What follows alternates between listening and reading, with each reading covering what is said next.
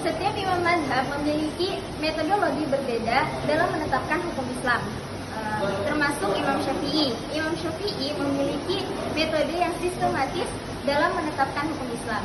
Di antaranya, sumber hukum Islam yang Imam Syafi'i gunakan, yang pertama yaitu menggunakan Al-Quran. Al-Quran adalah sumber utama dalam menetapkan hukum Islam. Yang kedua yaitu menggunakan hadis. Imam Syafi'i lebih mengutamakan hadis yang sahih dalam berfatwa. Yang ketiga, Imam Syafi'i menggunakan ijma dalam menetapkan hukum, yaitu pendapat para ulama sebagai dasar hukum.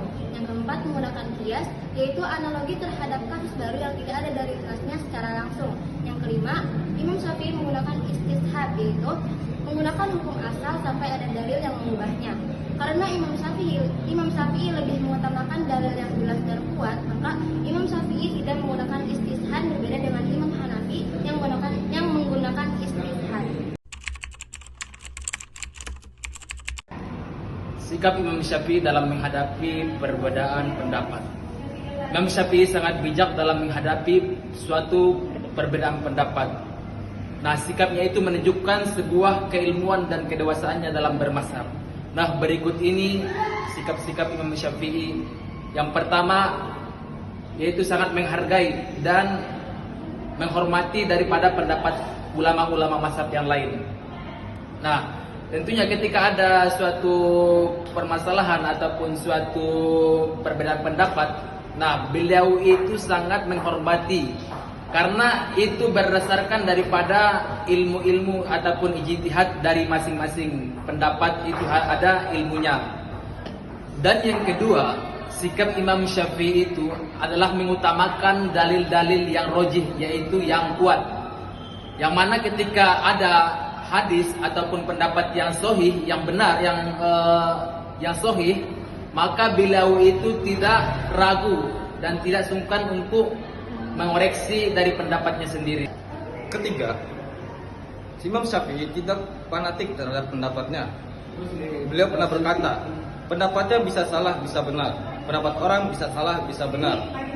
Maka kita diajarkan untuk saling mengingatkan, bukan untuk saling menyalahkan.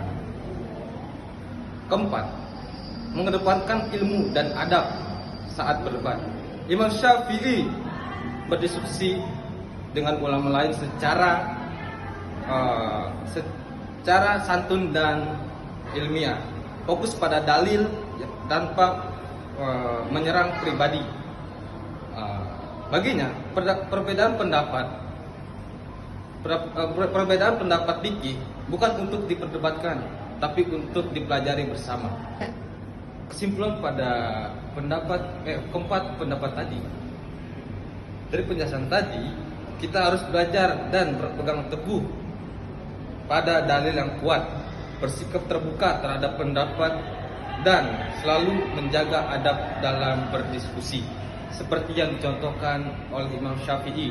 Ingat, setan selalu salah, malaikat selalu benar, manusia bisa salah bisa benar. Maka kita diajarkan untuk saling mengingatkan, bukan saling menyalahkan.